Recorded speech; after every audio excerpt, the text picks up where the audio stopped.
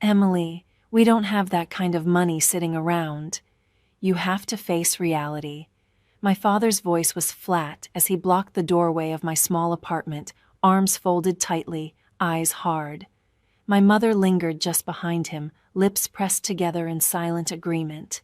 I stayed by the kitchen counter, aware of the faint hum of the oxygen machine from the next room, where my 7-year-old son, Ethan, slept fitfully. Unpaid medical invoices covered the table like a painful reminder of everything I couldn't fix. $85,000. That was the figure the specialist had quoted for the experimental procedure that might keep Ethan alive. His rare heart defect no longer responded to standard treatments, and the doctor warned that time was slipping away. I'm Emily, 31 years old, living in Columbus, Ohio. I teach middle school science and raise Ethan by myself. His father left 4 years ago, right after the diagnosis, unable to cope with having a sick child. Since then, I've faced this fight alone. My parents live just 20 minutes away in their quiet suburban home, the same one where my younger sister Claire still occupies her carefully preserved childhood bedroom. Realistic? I echoed, my voice unsteady. He'll die without it. The doctor said 6 months, maybe less, if nothing changes. My mother reached for my father's arm, the familiar gesture she used when she wanted to soften his words without challenging him. "Sweetheart," she said gently, "we know how hard this is, but we've already done so much. We covered 3 of his surgeries. We can't drain our retirement funds," my father muttered. "I'm not asking you to drain them," I said quietly. "I'm asking for a loan. I'll repay every cent. I'll take another job if I have to. I'll find a way." My father sighed and shook his head. "Emily, you're already stretched to the limit. How could you possibly pay us back? You need to think logically." He mentioned payment plans and medical loans, urging me to explore those options again. But I already had. I'd spent endless nights combing through every possibility, only to learn that the so-called solutions were useless. The installment plans dragged on for years my son didn't have, and the financing companies demanded interest rates that would trap me in debt for life, assuming they even approved me, which most wouldn't. "I've tried everything," I whispered. "You're all I have left." My mother's expression softened for a heartbeat, and I thought she might sway him. But then he spoke again, unyielding. "We can't, Emily. We're sorry, but we have to think about our own future. We're getting older." A few minutes later they were gone, and I stood by the window, watching their taillights fade into the distance. The rejection pressed down on me like something heavy and airless. I went to Ethan's room and sank onto the edge of his bed. The oxygen machine hissed steadily as his small chest lifted and fell with uneven effort. He looked peaceful, completely unaware that his grandparents had just turned away from him. The next morning, I began calling everyone I could, extended relatives, old family friends, anyone who might possibly help. Most offered only kind words and modest gestures that barely touched the surface. Aunt Teresa mailed a $500 check with an apologetic note saying she wished she could give more. I was grateful, but it felt like trying to fill the ocean with a spoon. 2 weeks later, after a grueling day teaching, I came home to find Ethan gasping for air, his lips edged with blue. Panic took over. I called an ambulance and they rushed him to the ER. He was stabilized, but when Dr. Morrison approached me, his face told me everything before he spoke. "His condition is worsening faster than expected," he said quietly. "Without the treatment we discussed, I'd estimate he has about 3 months left." "Maybe even less," Dr. Morrison added. I could only nod. The words lodged behind the ache in my throat. 3 months, that was all my little boy had left, unless I somehow found $85,000. That night, I created a crowdfunding page, pouring everything I had into the story. I wrote about Ethan's laughter before the illness, posted photos of his bright eyes and mischievous grin, and begged strangers to help me save him. Friends shared it, Colleagues from school chipped in. A few parents of my students sent small donations. After 2 weeks, the total stood at $12,000, a fraction of what was needed. Then my sister Claire called, her voice bubbling with excitement. "Emily, I have the best news. Jeffrey proposed. We're getting married." I forced a smile into my words. "That's wonderful, Claire. Congratulations." "I know. And Mom and Dad are being amazing. They're paying for the entire wedding. No spending limit at all. Can you believe it? We're thinking Italy or maybe the south of France. It's going to be perfect." My grip tightened on the phone. "No budget limits?" "None," she said cheerfully. "Dad told me his little girl deserves the best. We're meeting wedding planners next week, even though it's still a year away. We want everything just right." I stood in my cramped apartment, surrounded by unpaid bills and the steady hum of Ethan's oxygen machine, and listened to her gush about her dream wedding. Something cold settled inside me, a realization that hardened into something sharper with time. The months that followed blurred together. Endless hospital stays, new bills arriving daily, and the constant fear that each day might be Ethan's last. I maxed out every credit card, took out desperate loans, and sold everything I owned that held any value. My grandmother's ring, the only keepsake my mother had given me, fetched $800 at a pawn shop. I traded my car for an ancient sedan that coughed every time it started, and downsized to a tiny studio apartment. Meanwhile, Claire's wedding plans grew larger and grander, moving forward with the unstoppable momentum of a storm I could no longer watch without feeling something inside me fracture. Every dinner, every call, every casual chat eventually turned into another conversation about the wedding. My parents were completely absorbed in it, sampling gourmet menus, touring villas in Tuscany through video calls, debating over floral designs that cost more than my monthly paycheck. I told myself I was happy for Claire. I tried to be. She was my little sister, and once upon a time we'd been inseparable. But that bond had eroded as the years revealed how differently our parents viewed us. Claire was the golden one, the shining example who never stumbled, honors graduate, successful marketing career, always dating the kind of men who came from respectable families. And then there was me, the daughter who got pregnant at 23, married the wrong man, became a teacher instead of chasing money, and now had a sick child she couldn't save. One hot evening in July, my mother called. "Emily, sweetheart, we need to discuss the wedding." I rubbed my eyes, drained after teaching summer classes and spending hours at the hospital. "What about it?" "Well, Claire wants you as a bridesmaid, of course. The dresses are around $300, so you'll need to place your order soon." $300. I calculated automatically, nearly 2 weeks' worth of Ethan's medication. "I'm not sure I can manage that right now," I said quietly. A pause stretched on the line before she replied, her tone tightening. "Emily, this is your sister's wedding. I know, Mom, but things are really hard right now. Ethan's medical bills—" "Oh, Emily," she cut in sharply. "You're always talking about Ethan's medical bills. I know he's sick, but the rest of us still have lives to live. It's Claire's big day, Emily." I shut my eyes, fighting back the frustration tightening my chest. "Can I at least think about it?" "Of course," my mother replied. "But the order deadline is next week. Claire really wants you in the bridal party. It would mean so much to her." After we hung up, I sat alone in the dim light of my small studio, tears slipping down my face. How had things reached this point? My child was dying, and my family's biggest concern was the color of bridesmaid dresses and the arrangement of tables. Ethan's condition worsened steadily. By the time I scraped together enough for another consultation, the experimental treatment was no longer an option. We'd missed the window. The doctors shifted their focus to comfort care, managing his pain instead of fighting the disease. Each day I watched him fade, his energy, his laughter, his dreams of returning to school or becoming a scientist. He stopped asking about the future altogether, as if he instinctively understood there wasn't much of it left. I took an unpaid leave from teaching so I could stay by his side.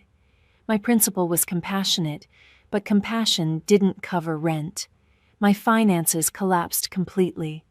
I filled out application after application for grants, aid programs, and medical charities. Most replied with waiting lists that stretched for months or restrictions that ruled us out entirely. By September, 5 months after my parents had turned me away, Claire's bachelorette weekend took place.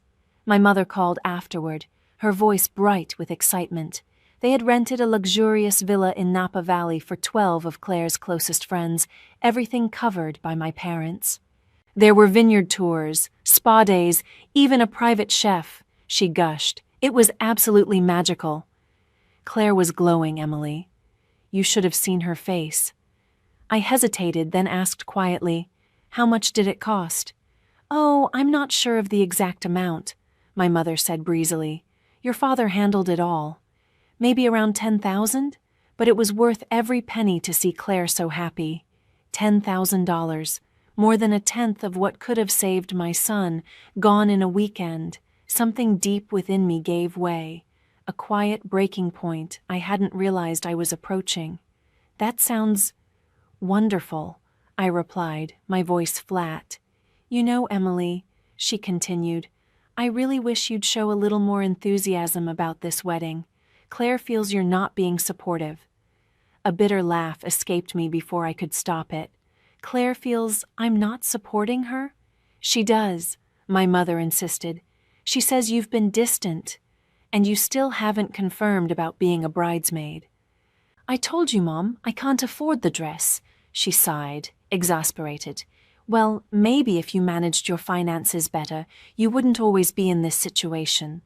The words hit like acid. Managed my finances better, as if my son's medical bills were the result of careless spending instead of desperation, as if my struggle to keep him alive was a moral failure, while they poured money into parties and floral arrangements. I have to go, I said tightly. Ethan needs me. Of course he does, she replied, her voice laced with judgment.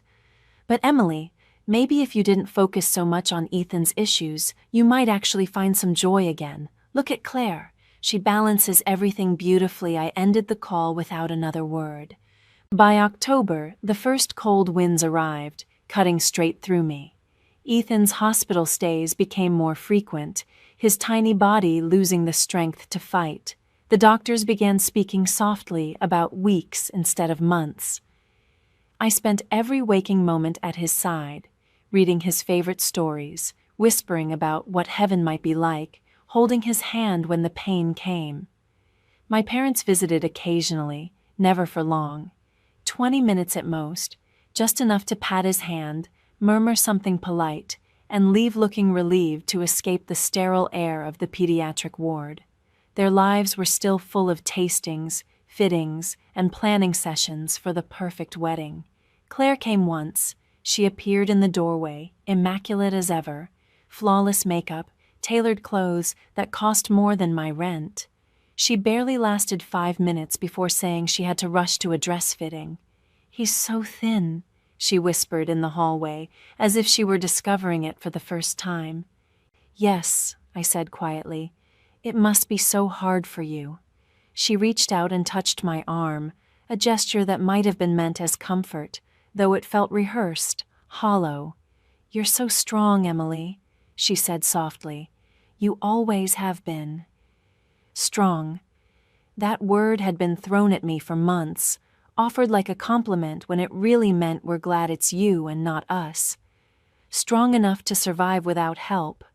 Strong enough to bear the unbearable. Strong enough to watch my child fade away while the rest of them spent more on centerpieces than I'd ever earned in a year. The wedding's in 3 weeks, Claire went on brightly. I really hope you'll change your mind about being a bridesmaid. It would mean so much to me, and honestly, it might do you some good. A little happiness, a break from all this. A break, as though grief were a job I could clock out of. as though I could put on a smile and a designer dress and forget that my son was dying by inches. "I'll think about it," I told her, the lie easier than trying to explain the truth. The invitations had arrived months earlier, thick, cream-colored cards with gold embossing that probably cost more than a week of Ethan's medication. My brain converted every wedding expense into the care he needed. The invitations alone could have covered a month of physical therapy. The venue deposit could have paid for an entire year of treatment. Later, I found out the total price tag for Claire's wedding, $230,000. That number lodged in my chest like a scream I couldn't release. They'd spent nearly triple the amount that could have saved Ethan's life on a single day. $80,000 for the venue, $15,000 for flowers, $40,000 for catering, $12,000 for her gown. I learned the figures bit by bit through overheard remarks and my mother's offhand comments, each one cutting deeper. She seemed oblivious to how every detail gutted me. Or maybe she wasn't. Maybe she just chose not to see it. 2 weeks before the ceremony, Ethan had one of his worst days yet. His tiny heart was giving out, alarms shrieking, nurses flooding the room. I stood at Ethan's bedside, clutching his frail hand, while the nurses and doctors worked frantically around him. The machines screamed, then slowly quieted as they managed to stabilize him, for now. When the chaos subsided, Dr. Morrison led me into the hallway, his expression gentle but final. "Emily," he said softly, "there isn't much time left. Days, maybe a week. You should call your family, anyone who'd want to say goodbye." I called my parents. My father answered, his tone harried and distracted. "Emily, we're in the middle of the rehearsal dinner setup. Can this wait?" "Ethan is dying," I said, my voice barely more than a whisper. "The doctor says it's a matter of days." There was a pause, a few heartbeats of silence before he replied, Oh, Emily. I'm so sorry. Do you need us to come? Do I need you to come?" My child, their grandson, was slipping away, and he was asking if it was necessary. "Yes," I said. "I think Ethan would want to see you." "Of course," he said. "We'll try to stop by tomorrow. We have the final venue walkthrough in the afternoon, but maybe in the morning." They showed up the next day at 10 sharp, Starbucks cups in hand. They stayed 15 minutes. Ethan was barely conscious, his breathing ragged even with the oxygen turned all the way up. My mother shed a few polite tears, blotting her eyes with a tissue that probably cost more than the breakfast I'd skipped. My father lingered by the door, glancing at his watch twice. "We should go," he finally said. "The florist's expecting us at 11. "The florist?" I echoed blankly. "For the centerpieces." "It's important we get this right," my father said briskly. "There's no room for mistakes this close to the wedding." He didn't even seem to notice the cruel irony of those words, spoken in a hospital room where the real mistake, valuing appearances over love, was about to cost them their grandson. They left soon after, promising to come back, promises I already knew meant nothing. Claire never showed up at all. She was far too preoccupied with what she called wedding disasters, a sick cellist in her string quartet, last-minute catering mix-ups, endless phone calls about floral deliveries.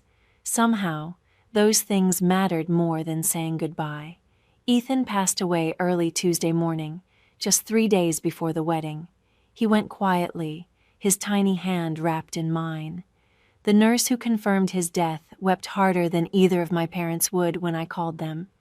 When I told my mother, there was a beat of silence before she said, "Oh no. Oh, Emily, no. What terrible timing, because his funeral would now interfere with their precious celebration." In that moment, something inside me broke and reformed into something sharper. The sorrow was unbearable, but beneath it, a steady, frozen calm began to spread.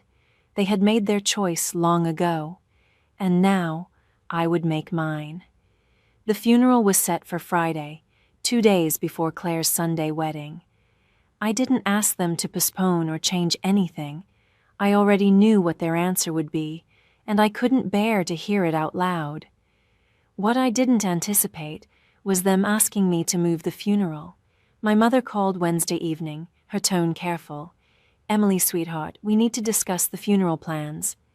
I sat in Ethan's room as she spoke, surrounded by his small, beloved things, the dinosaur poster above his bed, his collection of rocks from the park, the little world he'd built and left behind.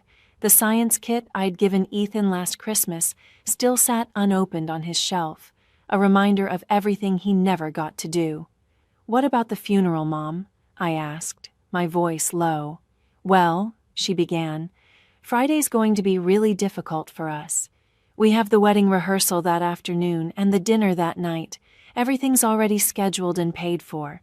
Could you move the funeral to Thursday, or maybe next week?" For a moment, I just stared at the wall, unable to process what she was saying.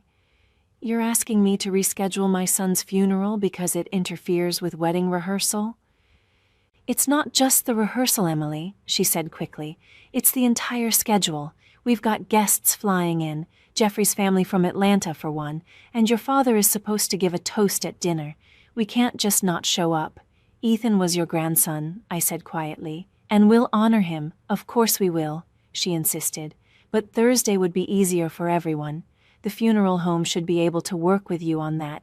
"Everyone," I repeated, my tone flat. I wasn't angry anymore. I wasn't even hurt. I'd moved past both into something hollow and still. "You're saying it would be more convenient if I buried my 8-year-old son a day early so no one misses cocktail hour?" "Don't be so dramatic, Emily," she snapped. "You're making this sound worse than it is. We're trying to support both you and Claire. Why can't you be more flexible? You know how important this wedding is to your sister." I hung up before I said something I couldn't take back. The funeral stayed on Friday. I handled every detail myself, paying for it with a loan from my principal, a woman who'd shown me more compassion in 1 year than my own parents had in a lifetime. It was a quiet service, maybe 20 people in all. Aunt Teresa came, a few teachers, some parents of Ethan's old classmates. My parents arrived 45 minutes late, dressed in elegant clothes that looked suspiciously like they were chosen for wedding festivities. They sat through the ceremony, said nothing, and left immediately afterward, skipping the small reception I'd arranged back at my apartment. "We really have to go," my mother said, brushing her lips against my cheek without warmth. "Claire's having a meltdown about the seating chart. But it was a lovely service, Emily. Very tasteful. That was the word my mother had used. My son's funeral was tasteful." I stood there watching their car disappear down the street, heading off to whatever urgent wedding crisis awaited them, and something inside me hardened completely. The grief didn't vanish. It was still vast and suffocating, but it settled behind a wall of perfect, frozen clarity. Saturday passed in silence. I sat in my small apartment surrounded by sympathy cards, stacks of unpaid bills, and the ghosts of what used to be hope. The crowdfunding page had long since closed. The $12,000 raised had vanished months earlier into hospital payments that had bought only borrowed time. I now owed $73,000 in medical debt, another $25,000 on credit cards, and my rent was 2 months late. Ethan's death hadn't ended my suffering. It had only stripped away its purpose. My phone buzzed with messages from relatives and well-meaning friends asking if I was all right, if I needed anything. I didn't answer. What I needed couldn't be given. I needed my son. I needed parents who had chosen love over appearances. I needed this entire nightmare to have been a dream. Then came Sunday, Claire's wedding day. I woke before sunrise, numb and hollow, determined not to think about it. But my phone screen lit up with a text from my mother. "Wish you were here to share this special day. Claire looks absolutely stunning." I stared at the message for a long time. Wish you were here, as if I'd simply decided not to come, as if I wasn't there because of poor timing. not because 2 days earlier I'd lowered my child into the ground. I dressed mechanically and went out, wandering through the quiet streets of Columbus. Late October had painted the trees in gold and scarlet. Ethan had loved this season: the crunch of leaves, the smell of wood smoke, the excitement of choosing the perfect pumpkin. We were supposed to go this year, another promise left unfulfilled. My phone buzzed again and again as the day went on.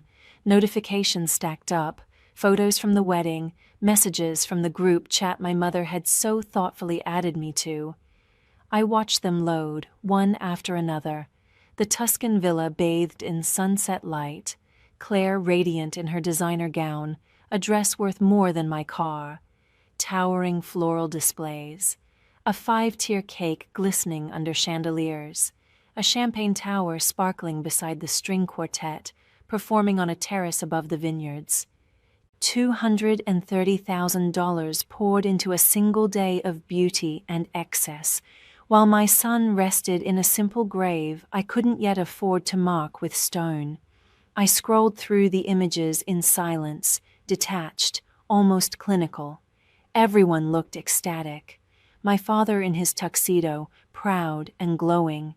My mother elegant and composed in a gown that must have cost thousands. Claire and her new husband, the picture of happiness, surrounded by family. The same family who had turned away when I'd begged for help. The same people who'd offered sympathy instead of action. I saw their smiling faces, champagne glasses raised high, and then one picture stopped me cold. My parents dancing, my mother's head thrown back in laughter, joy shining in every line of her face. The caption read, "Best day ever, so blessed." I set the phone down and walked to the bathroom, the light harsh and unforgiving. In the mirror, a stranger stared back, thinner, hollow-eyed, her face carved by sleepless nights. 15 pounds gone in a month, and a decade etched into her reflection. I looked like a woman who had buried her child while her family danced beneath fairy lights. That night, in the stillness of my studio apartment, I made myself a quiet vow. This wasn't finished. They believed they could erase Ethan's memory, erase me, and return to their charmed lives untouched. They thought money and reputation would protect them from guilt or consequence. They were wrong. I didn't yet know how, but I would make them understand. I would make them feel even a sliver of the agony they'd left me with. Not revenge, something purer, colder, justice, reckoning. I opened a notebook and began to write. Every exchange, every rejection, every amount of money. I traced the timeline, when I'd asked for help, when they'd refused, when Claire's wedding planning began, when Ethan's fight ended. I listed who came to the funeral, who didn't, and noted every extravagant detail my mother had ever mentioned about the wedding. I didn't know what form it would take, only that this record had to exist, evidence of everything that had been stolen from Ethan, from me, proof. My phone buzzed again, another message from my mother, home from Italy, exhausted but so happy. Claire and Jeffrey's first dance was magical. "I'll send you the video." I typed back, "Glad you had a good time." The 3 dots blinked, disappeared, returned. And finally, "We'll come by next week to check on you. I'm sure you're feeling better by now." Feeling better. As if grief followed a timeline, as if a single week could heal the wound of losing a child, make me ready to hear more stories about a magical wedding. I didn't reply. The weeks that followed drifted by in a dull gray fog. I went back to work, moving through the halls like a ghost. My students were gentle, quieter around me than usual. The administration had offered extra bereavement leave, but I refused. I needed the rhythm of work, the structure, something to fill the endless hours that used to belong to Ethan's medications, doctor visits, and fragile hopes. My parents called now and then, their voices polite but distant. "How are you holding up?" they'd ask, before quickly shifting the conversation to Claire's honeymoon, their home renovations, or holiday plans. They never mentioned Ethan. It was as if he'd vanished, erased, because acknowledging him might taint their cheer. Claire sent one message. I'm sorry about everything. I hope we can move past this. Move past this. Move past watching my son die while she planned floral arrangements. Move past being left to drown alone. Move past a wedding that cost $250,000, more than enough to save his life. I didn't respond. In December, 2 months after Ethan's death, my parents invited me for Christmas dinner. I nearly said no, but curiosity won. I needed to see them, to understand how they managed to live so easily after everything. Their house looked like a magazine spread, a towering 12-foot tree adorned by professionals, garlands winding up the staircase, lights glittering from every corner. The scent of catered food filled the air. Claire and Jeffrey were already there, glowing from their Bali honeymoon, sun-kissed and perfect. "Emily," my mother exclaimed, sweeping me into a perfumed embrace. "I'm so glad you came.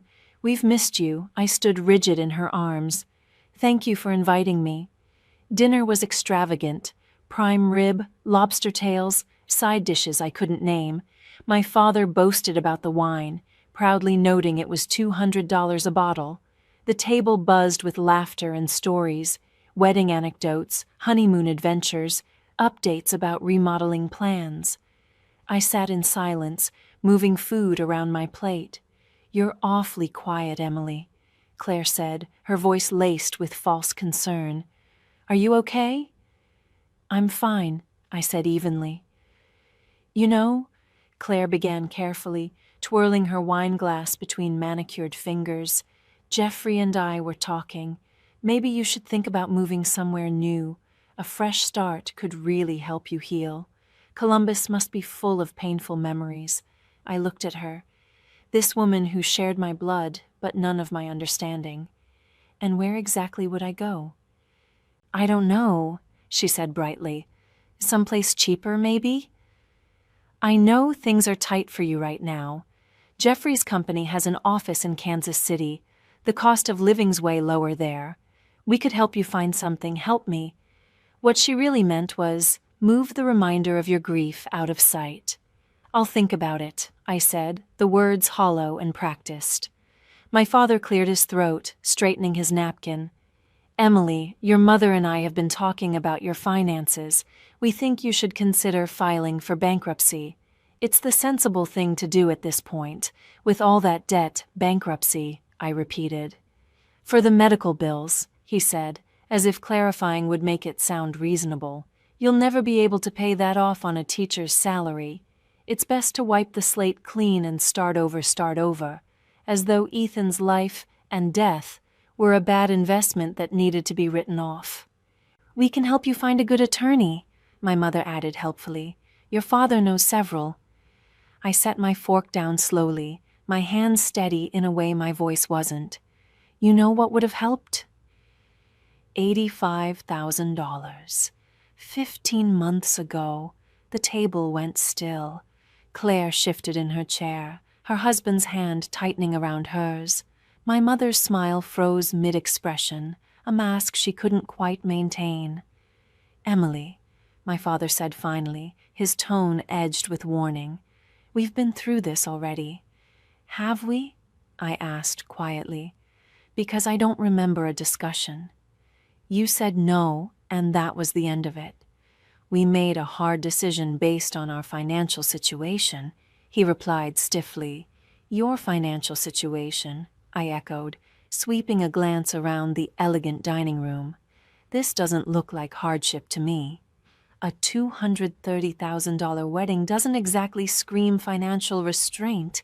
Claire's cheeks flushed crimson. "That's not fair," Claire snapped, her voice trembling with indignation. "Isn't it?" I said, pushing back from the table so hard the chair scraped across their perfect hardwood floor. "You spent nearly 3 times what could have saved Ethan's life on one single day. A party, flowers, cake, a dress you'll wear once." "Emily, that's enough," my father barked, rising to his feet, face flushed. "We made the decision we believed was right.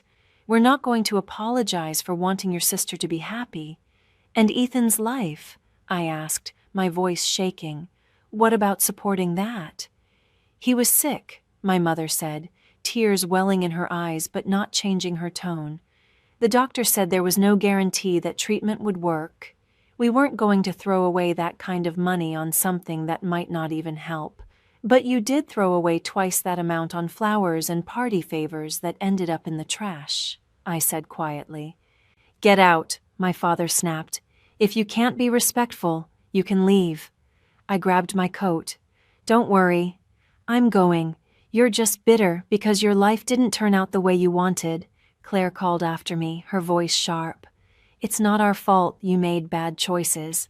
I stopped at the doorway and turned back. They were all standing now, my parents, my sister, her husband, a united wall of comfort and self-righteousness. Bad choices, I repeated, like trusting my own family, like believing blood meant something, like thinking you'd ever choose your grandson over a party. Then I walked out into the freezing December night, the air biting at my face as I climbed into my battered old car. Through the window, I could see them already sitting back down, resuming their expensive meal, no doubt reassuring each other that I was just being dramatic. That was the last time I spoke to any of them for 4 years. Life went on, because it always does. I filed for bankruptcy, just as my father had suggested, erasing the mountain of medical debt but shattering my credit for years. I moved into a smaller, cheaper apartment in a rougher part of town. I picked up tutoring jobs in the evenings and during the summer just to stay afloat. I was surviving, not living, but even in that numb routine, I began to plan. I couldn't go after them yet. I didn't have the strength, the means, or the clarity. Grief still ruled every corner of my life. But I waited. I watched. Patience became my closest ally. Through social media accounts they thought I no longer followed, I kept track of everything. Posts, photos, announcements. I added each new piece of information to my growing collection of notes.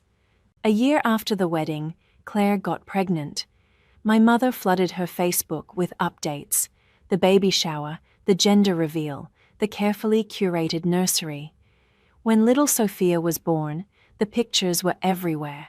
My parents grinning, cradling their first grandchild, as if Ethan had never existed, as if the boy who'd fought for every breath was just a forgotten footnote.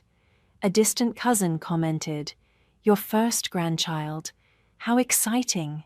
And my mother's reply, "Yes, we're over the moon." No correction, no mention of Ethan, just a seamless rewrite of history. I took a screenshot and added it to the file. Another entry in the record of everything they'd chosen to erase. 2 years after Ethan's death, I started taking online classes at night, working toward a master's in education administration. By the 3rd year, I'd earned a promotion to assistant principal. The pay raise wasn't much, but it was something, a foothold, a step toward independence. I began to save obsessively, every spare dollar funneled into a separate account I never touched. I didn't yet know the form my plan would take, but I understood one truth: real power required preparation and money. During those years, my parents made occasional attempts at contact. Birthday cards with short, impersonal messages, Christmas packages mailed without notes, tokens of obligation, not love. Usually, the packages they sent contained gift cards for stores I never set foot in, polite gestures that meant nothing. My father called once, his tone casual, to tell me they'd started a small college fund for Sophia and wondered if I might want to contribute. I hung up before he could finish the sentence. When Claire had her second child, a boy named Jackson, she mailed me a birth announcement. The photo was perfectly staged, matching designer outfits, bright smiles, the picture of a flawless family. On the back, scrawled in someone's neat handwriting, were 5 words: "Hope you're doing well." An afterthought, nothing more. I kept that card, along with everyone before it, the meaningless gifts, the hollow words, all filed away as evidence. 4 years after losing Ethan, I had rebuilt my life piece by piece. I was now principal of a thriving middle school, earning enough to live comfortably, though I still lived modestly. I'd risen from the ashes of what they'd left me, creating purpose from devastation. But I never stopped watching. Through quiet observation, I learned that Jeffrey had climbed the corporate ladder, promoted to vice president. He and Claire had bought a bigger house in a gated neighborhood. My parents had joined an exclusive golf club and filled their days with luxury vacations, beaches, cruises, Europe. Their world was glossy and effortless. Then, one early spring morning, everything shifted. An unfamiliar email appeared in my inbox. The subject line read, "Important family matter." I almost deleted it. I'd learned to ignore anything that mentioned family, but instinct stopped me. "Emily," the message began, "this is your Aunt Teresa. I thought you should know. Your father lost his job 3 months ago. He's been keeping it quiet, but things are bad. His retirement savings were entirely tied up in company stock, and when the firm went bankrupt, the stock went with it. Your parents have lost nearly everything. They're on the verge of foreclosure. I know things haven't been good between you, but I thought you'd want to know. Your father's too proud to reach out himself, but they really need help. Please call me if you can. Love, Teresa." I read the email 3 times, letting the words sink in. Then I turned to my computer and started searching. It didn't take long. Article after article detailed the collapse of the regional manufacturing firm where my father had worked for decades. A fraud scandal, federal indictments, bankruptcy. Thousands of employees had lost their jobs and their life savings. There it was, his name, listed among the senior executives who'd seen their retirements wiped out overnight. I leaned back in my chair, staring at the screen, feeling the strange, quiet symmetry of it all. After years of living in luxury built atop the ashes of my son's memory, they'd finally lost everything. Some would call it karma, others, justice. I didn't know what to call it. It wasn't joy, not even relief. It felt more like recognition, a moment of cosmic balance finally settling into place. The universe, it seemed, had finally remembered my name. A week later, my phone began to ring. My mother's number. I watched it flash across the screen, then fade to voicemail. She called again the next day, and again after that. I didn't answer. Then, one evening in May, there was a knock at my door. Through the peephole, I saw my father, older, grayer, smaller somehow. The confident man I remembered had been replaced by someone worn thin. I opened the door but kept the chain in place. "Yes? Emily." His voice broke on my name. "Please, we need to talk." "About what?" "Can I come in?" "No." He winced, then nodded slightly. "I know things haven't been good between us. I know we made mistakes, but we're family, and we need help." "Help?"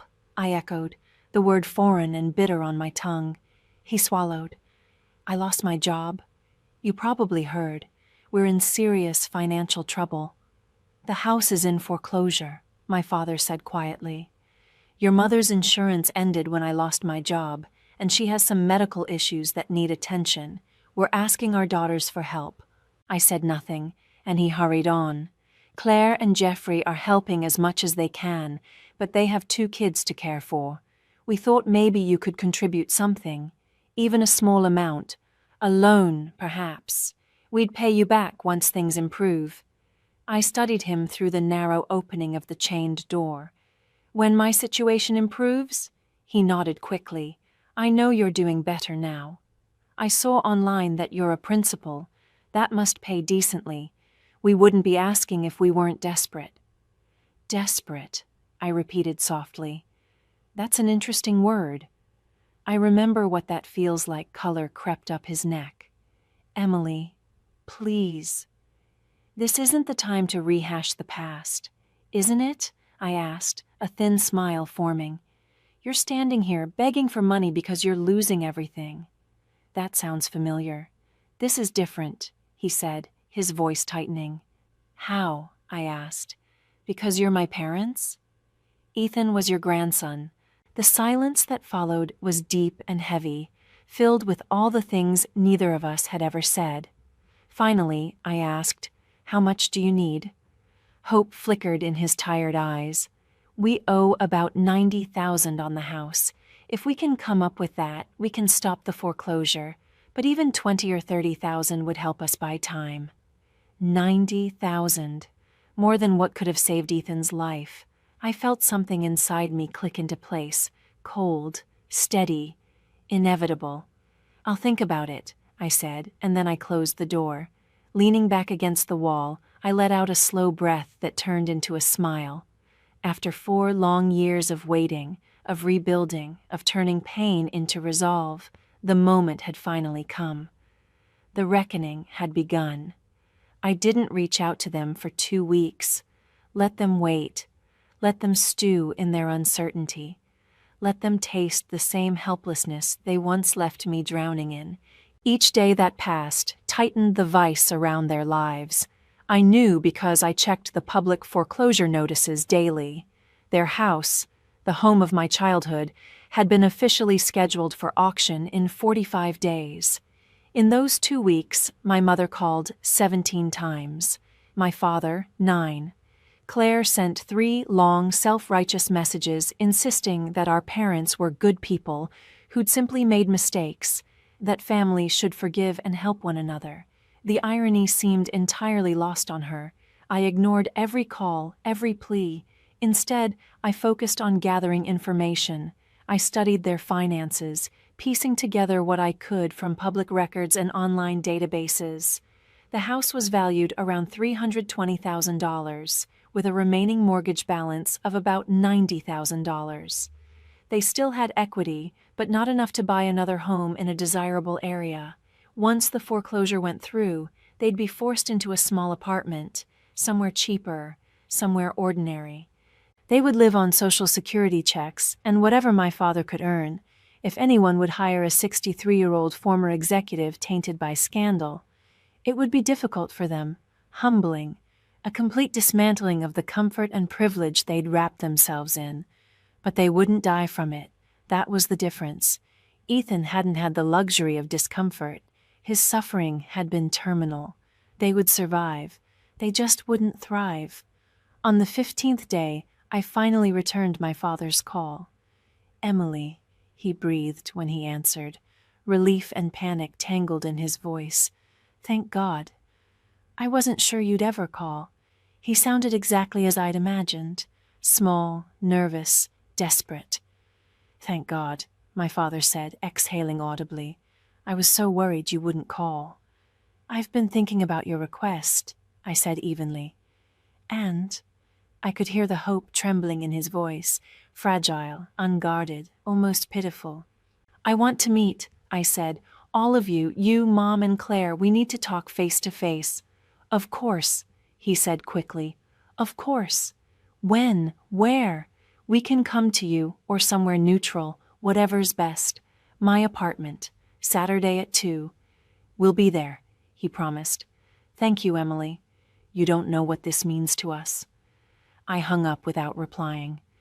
Saturday came cold and gray, fitting weather for what was about to unfold. I spent the morning setting the stage. 3 chairs arranged neatly in my small living room, a folder on the coffee table, documents printed and organized in order. Everything ready. They arrived at exactly 2 o'clock. My father looked even more diminished than the last time I'd seen him, his once tailored suit now hanging off his thinner frame. My mother had aged sharply, her hair streaked with gray, her face drawn with worry. Claire looked uneasy, overdressed for my modest apartment, clutching her designer handbag as if it could protect her. "Emily," my mother said softly, stepping forward as if to hug me. I stepped back. "Sit down." They obeyed, settling close together on my worn couch, like nervous students awaiting discipline, which, in a way, they were. I stayed standing. "You asked me for $90,000. My father leaned forward. "We know it's a lot, but we're prepared to offer collateral, to sign a formal loan agreement. We'll pay you back with interest." "How?" I asked flatly. You don't have jobs. Mom's not working. What would you use to pay me back? I'm looking, he said quickly. Something will come through. At 63? I asked. With your name attached to a fraud scandal? He flinched. That wasn't my fault. I had no idea what the CEO was doing. Ignorance, I said quietly, isn't innocence. You were a senior executive. You should have known. Then I reached for the folder on the coffee table and opened it. But we're not here to talk about your career, I said evenly. We're here to talk about your request for money. My mother's voice came out small. Will you help us, Emily? That depends, I replied, sliding the folder open. I have a few questions first. I pulled out the first document and laid it flat on the coffee table. Do you remember this conversation? May 16th, 4 years ago. I came to you asking for $85,000, the amount needed for Ethan's treatment. The color drained from my mother's face. Emily, we've been through this. Have we? I interrupted. Because I don't think we have. Not truthfully. I held up the page, a printed copy of my old crowdfunding campaign, the number $85,000 circled in red ink. You told me you couldn't afford it. That you had to think about your retirement, that I needed to be realistic. We made the best decision we could at the time, my father said stiffly. Did you? I asked, pulling out the next page. This is a receipt from Claire's wedding planner. Total cost, $230,000, paid in full by you. 18 months after you told me you couldn't afford to save your grandson. Claire shot to her feet. That's not fair. You're twisting everything. Sit down, I said, my tone sharp as glass. She hesitated, then sat. I'm not done. One by one, I spread the documents across the coffee table. Venue, $80,000. Flowers, 15. Catering, 40. Dress, 12. Photographer, 8. Entertainment, 10. Shall I continue? My father's composure cracked. What do you want from us, Emily? An apology? Fine. We're sorry. We made a mistake. Is that what you need to hear? A mistake, I repeated softly. You think choosing a party over your grandson's life was a mistake? My mother's eyes filled with tears. We didn't know he was going to die, she whispered. Yes, I said. You did. The doctors told you. I told you. You knew. And you chose not to care. I reached into the folder again and pulled out the one page that still had the power to break me. A photograph of Ethan lying in his hospital bed 2 weeks before he died. I laid it gently on the table, face up. This, I said quietly, is what $85,000 would have saved. This child, your grandson. Do you remember him? My mother began to cry immediately, muffled sobs breaking through her trembling hands. Claire turned her head away. My father just stared at the photo, his expression unreadable. Blank, maybe, or too full to show. Emily, please, my mother whispered through her tears. We know we failed you. We know we should have done more, but we can't change the past. All we can do now is ask for your mercy. Mercy, I repeated softly, returning the photo to the folder with care. That's an interesting word. I don't recall receiving much of it when I begged you for help, when I sold everything I owned, when I maxed out every credit card, when I lived on ramen so Ethan could have his medicine. We didn't realize how bad it was, my father said weakly. Didn't you? I asked, my voice calm. I told you again and again. I showed you the bills. I spelled out exactly what would happen if he didn't get treatment. What part of he will die was too complicated to grasp. Silence, heavy and absolute. But you understood the wedding details perfectly, didn't you? I continued. You knew the centerpieces had to be flawless, the venue immaculate, the dress exquisite. You knew your other daughter deserved nothing but the best money could buy. I sat down across from them, folding my hands on the table. Here's what I've learned in the last 4 years, I said evenly. You didn't refuse because you couldn't help Ethan. You refused because you wouldn't. It wasn't about money. You had the money. You proved that. It was about choice. You chose what mattered to you. That's not true, Claire burst out, her voice rising. They were trying to protect their retirement, Claire said, her voice tight. Were they? I asked quietly. Because they spent nearly 3 times their supposed retirement savings on your wedding. Math doesn't lie, Claire, and neither do priorities. My father leaned forward, his voice trembling. Emily, I understand that you're angry. You have every right to be. But are you really going to punish us now, when we're at our lowest? Are you going to be as cruel as you think we were? Cruel, I repeated, rolling the word slowly, tasting its weight. Is it cruel to make choices based on what matters most to you? Is it cruel to decide that your resources are yours to direct? That someone else's crisis isn't your problem? Because that's what you taught me. That's the lesson you gave me when Ethan was dying. My mother's voice broke. So, you're not going to help us. I didn't say that. I reached into the folder and withdrew the check I'd prepared days earlier. I'm willing to give you the $90,000. Hope flickered instantly across their faces, raw, visible, desperate. However, I continued, there are conditions. Anything, my father said at once. We'll agree to whatever you want. Payment plan, interest, collateral. It's not about payment. I placed the check on the coffee table between us, the paper stark and heavy in the dim light. It was made out for $90,000, dated today. The first condition, I said slowly, is that you admit, right here and now, that you chose Claire's wedding over Ethan's life, that you had the money and you refused to help. I want to hear you say it. They froze. My mother's mouth opened, then closed. My father stared down at the check as though it might vanish. Claire looked from one parent to the other. You don't have to do this, she said sharply. She's trying to humiliate you. Yes, I said simply, I am. Just like you humiliated me when I stood in your doorway, begging for help with medical bills, and you told me to be realistic. Just like you humiliated me when I buried my son while you toasted at a rehearsal dinner. I leaned forward, my voice low and even. So, yes, I want you to say it, out loud, that you made a choice, and that Ethan died because of it. My mother's sobs had grown louder, her face streaked with mascara. My father's skin was flushed, his jaw clenched, shame and rage warring beneath the surface. But the check lay between us like oxygen in a sealed room. They needed it too much to walk away. We chose the wedding, my father said finally, his voice barely more than a whisper. We had the money, and we spent it on Claire's wedding instead of Ethan's treatment. And, I asked quietly, he swallowed hard, and he died because we didn't help. I turned to my mother. Mom?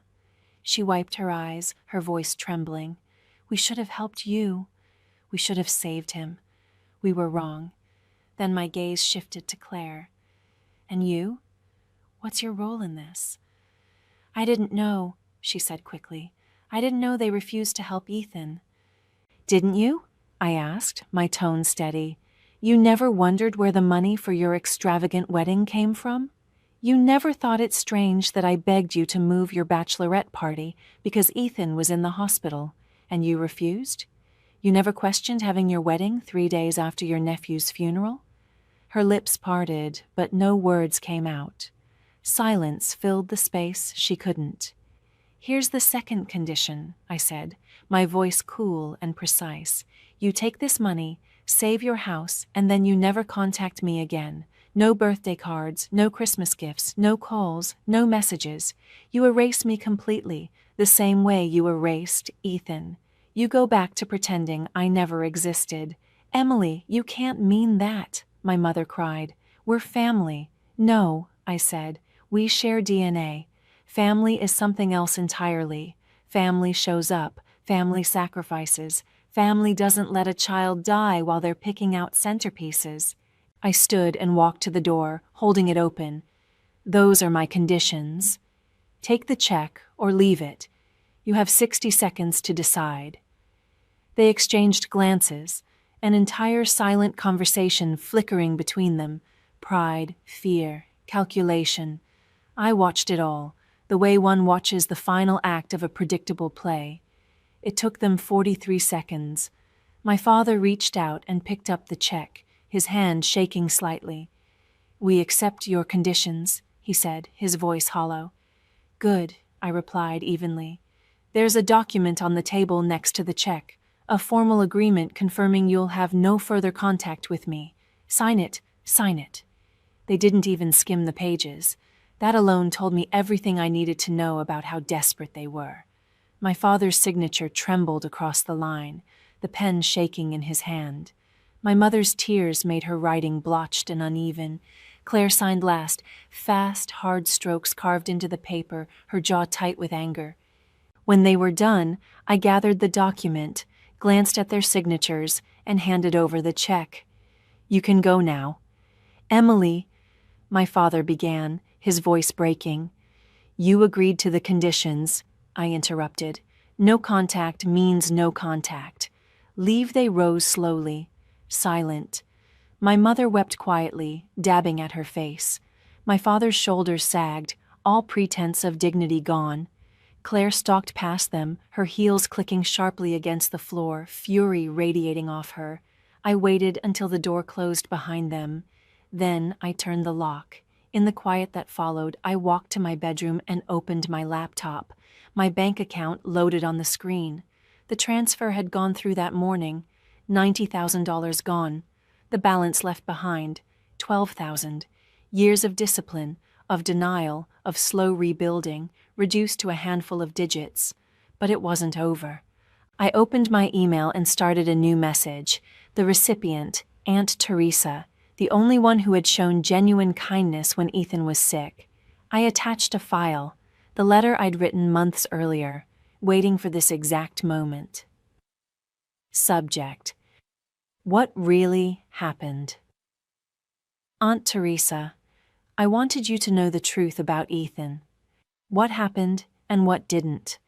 I've attached a complete timeline of events, including every request I made for help and every response I received. You'll also find documentation of the expenses Mom and Dad made during that same time, especially concerning Claire's wedding. The family deserves to know what really happened. Please share this with anyone you think should see it. Love, Emily. I clicked send.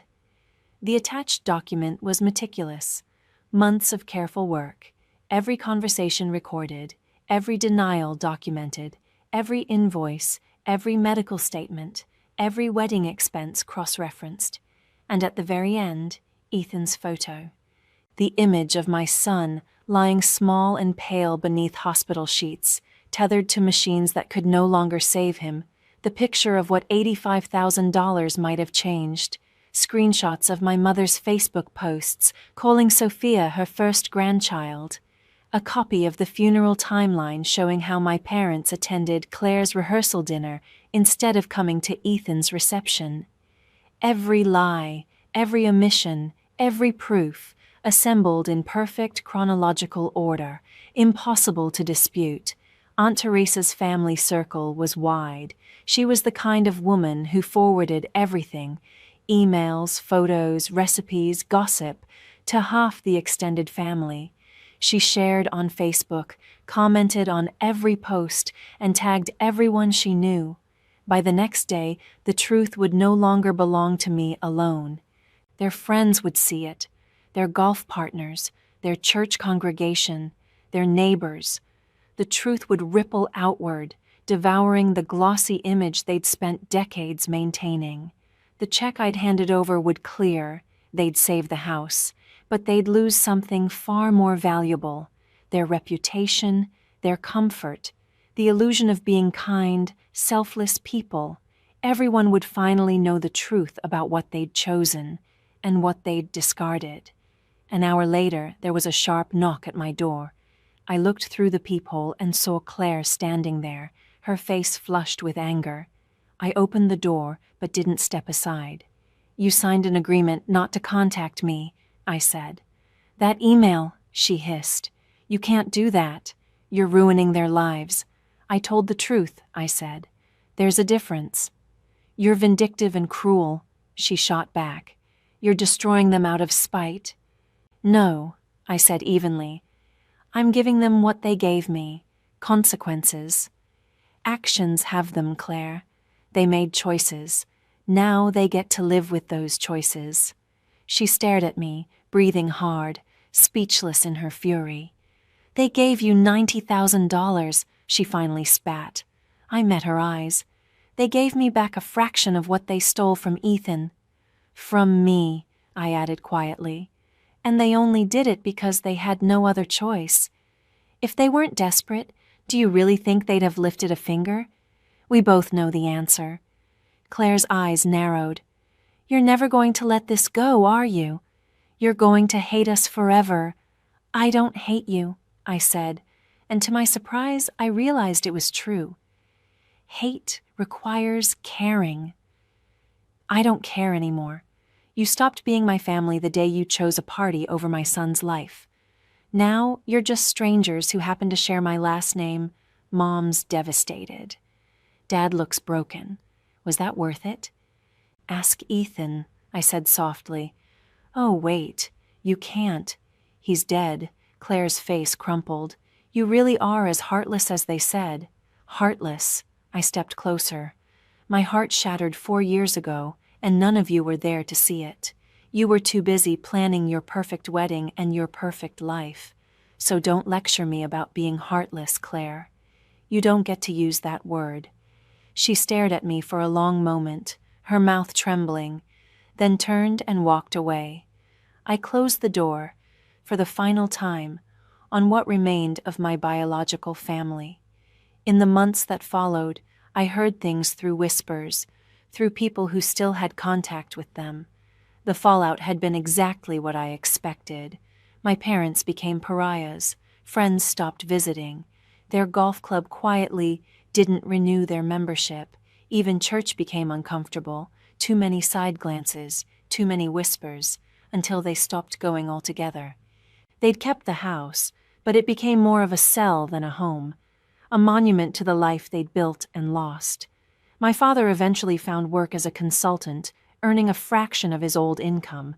My mother developed anxiety so severe she started therapy. Claire and Jeffrey moved out of state, trying to outrun the gossip. Their annual Christmas cards, the glossy ones with posed family photos and scripted holiday cheer, stopped arriving entirely. Someone told me later that my mother had begun telling people I was dead. It was easier, apparently, than admitting the truth, that her surviving daughter wanted nothing to do with her. In a way, she wasn't wrong. The woman I'd once been, the one who'd apologized, endured, settled for scraps, had died with Ethan. The woman who remained had built something else, something strong, something hers. In time, I even began dating again, cautiously, carefully, like someone relearning how to walk after a long fall. I built a new life, surrounded by people who stayed when things got difficult, the kind of friends who didn't vanish when the world turned dark. I traveled to the places Ethan would have adored, quiet beaches, mountain trails, open skies, leaving pieces of his ashes in each beautiful corner of the world. I lived for him and for me. The $90,000 I'd given my parents turned out to be worth every cent, not because they earned it, but because it brought me closure. It proved what I needed to know, that I was capable of compassion even when they hadn't been. I was the one who showed mercy when they'd shown none, and then I walked away, letting them carry the weight of what they'd done. Some might say that was cruel, that forgiveness should come without terms, that true grace means helping even when you've been wronged. But those people never sat beside a dying child while laughter echoed from a wedding hall. They never had to choose between paying for heat or buying medicine. They never stood at a gravesite they could barely afford, knowing $250,000 had gone to champagne and flowers. I gave my parents exactly what they asked for, help, but on my terms. I fulfilled the final duty of a daughter and then closed that door forever, the same way they'd closed theirs on Ethan. In the end, revenge wasn't about vengeance at all. It was about balance, justice, making sure cause and consequence finally aligned. They were the ones who taught me that love came with conditions, that family was only family when convenient, that some lives simply mattered less. I only reflected their own lessons back to them, neatly packaged in a check they couldn't refuse and a truth they couldn't run from.